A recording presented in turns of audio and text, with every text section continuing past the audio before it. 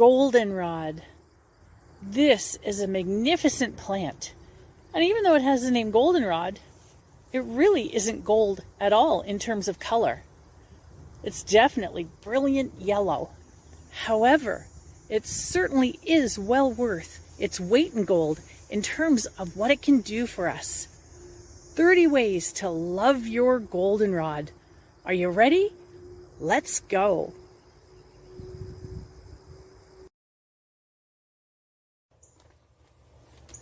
The goldenrods occur in just about every country in the northern hemisphere. And as far as Canada goes and the United States, in almost every province and in almost every state. There are so many different species, but there are also some species that occur in the southern hemisphere of the planet as well. And as you can see, this is a favorite plant for the pollinators, for the bees.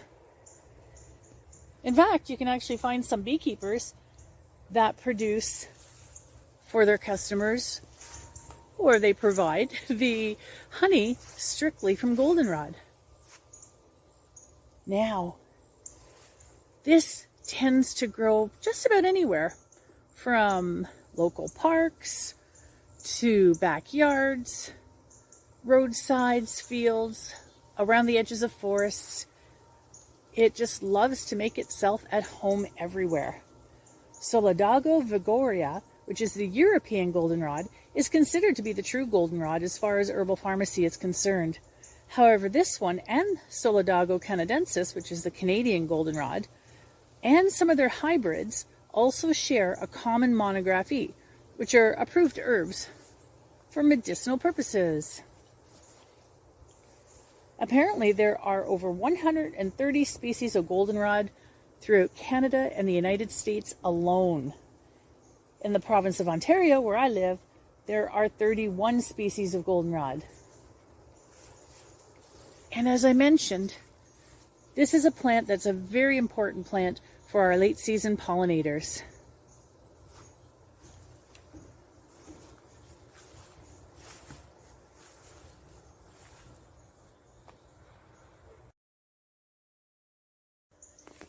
This has a very long history, but I'll just share a couple of very interesting facts.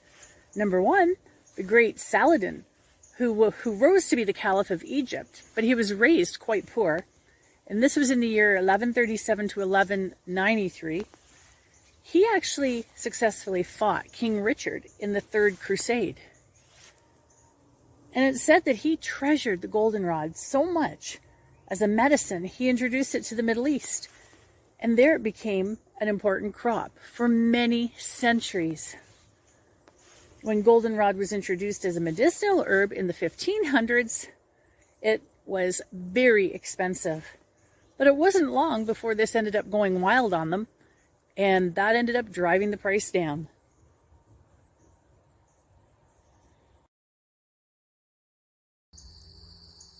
I wrote an article on my blog about a year ago, and I'll put the link below, in regards to insect-pollinated versus wind-pollinated plants and what causes seasonal allergies.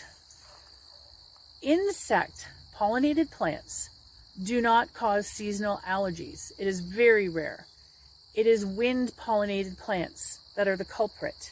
Therefore, ragweed at this time of year is the culprit, but because ragweed is not as visible in terms of color,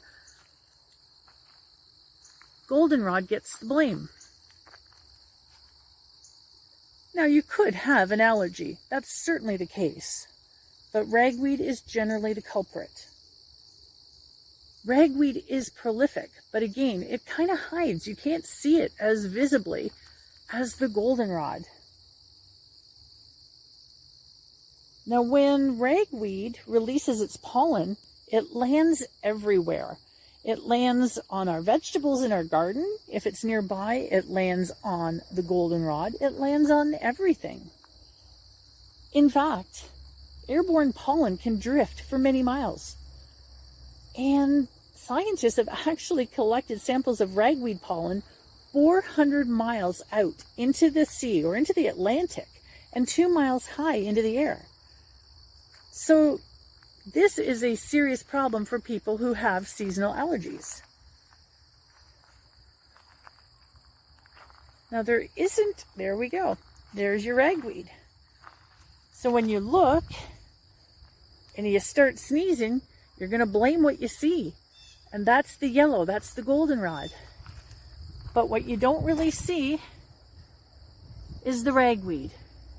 And that is your culprit. Goldenrod actually is successfully used by many herbalists to help people who are seeking relief from allergic rhinitis, which is your seasonal allergies. In fact, in some people, it can totally clear red and runny eyes, runny noses, and lower excessive sneezing.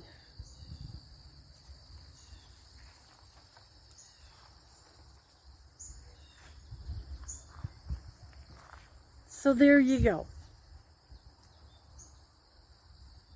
The ragweed, the one that isn't so much in our face in terms of appearance, that is your culprit. And this, for the vast majority of individuals, is your anecdote.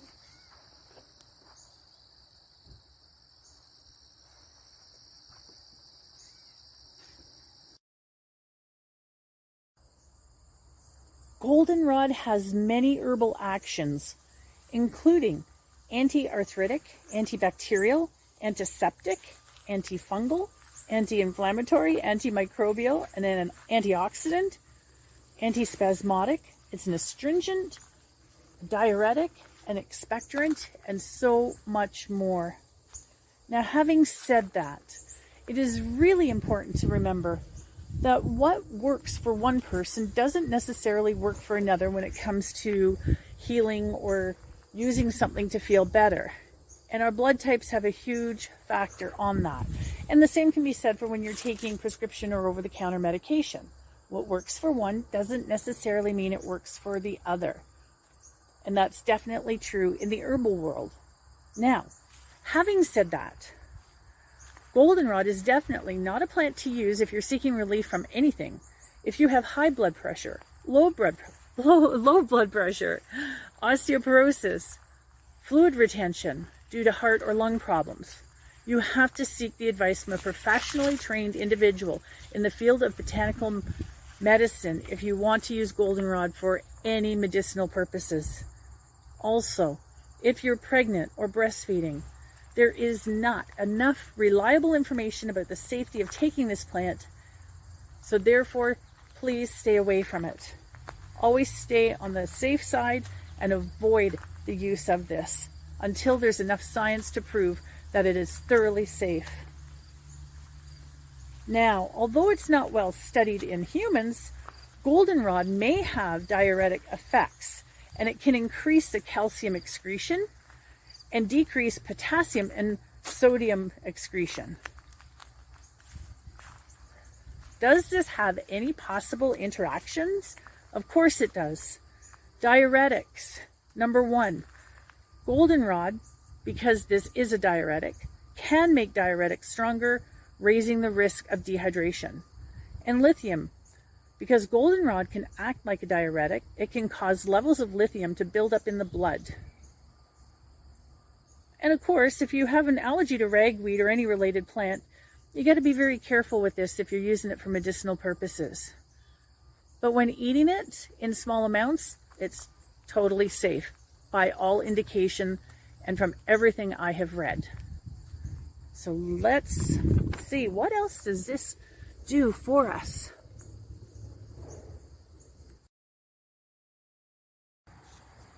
So some of the well-known and well-documented uses in terms of helping our health for goldenrod is definitely for the urinary system. It has a long history of use, and a cup of tea can strengthen the kidneys, and it has been long used to combat urinary tract infections. Because of its astringent and antiseptic qualities, goldenrod can actually tighten and tone the tissues throughout the urinary system, and it can help keep away unhealthy bacteria. Interestingly, the German Commission E has approved goldenrod for the prevention and treatment of urinary and bladder system inflammations. And according to the late Dr. James Duke, he once said there is also clear evidence, scientific evidence, that is beneficial in treating kidney inflammation. But again, please don't do this on your own. You need to have advice and direction from a qualified health professional. And colds and flu, it has helped out with. Being a mild diaphoretic, it helps to open up the pores to release heat through the skin, and that's highly beneficial if you have a fever. And muscle pain. This is the flowers in particular. When you make an oil, they're highly beneficial with healing sore muscles. How to make an oil, I'll put a link below in the description. So if you want to go out and grab some flowers and make an oil to help with sore muscles, you can do that. Now let's check out some of the uses for food.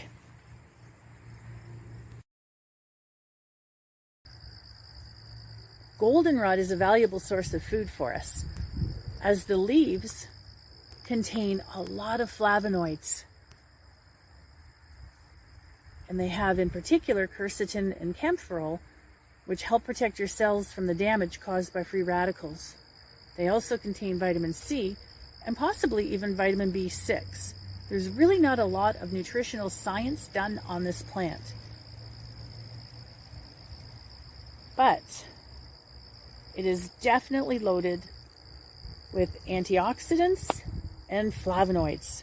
The leaves, the flowers, and the root. The root, or rhizome, contains a lot of inulin, and inulin, of course, is a prebiotic that helps to stimulate the growth of healthy bacteria in our stomachs, and it promotes healthy colon health. Let's see if I can, there we go. Trying to focus in on this bee. There are figures. I focus and he disappears. The flowers make a really good healthy oil, as I mentioned earlier. And one of my favorite things to do is to gather some roots, flowers, leaves, and I infuse them to make a very, very healthy tonic using organic apple cider vinegar. And I'll have the link to that one below as well.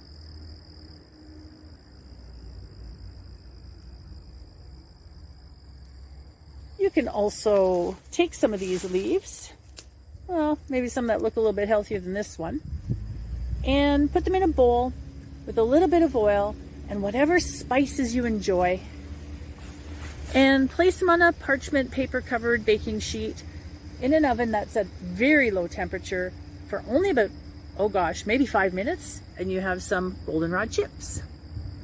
And of course the leaves you can add into anything, casserole, soups, stews, stir fries.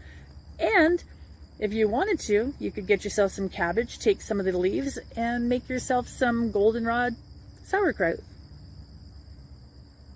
This is a valuable and basically unlimited source of free food. There's just way more than 30 ways to love your goldenrod.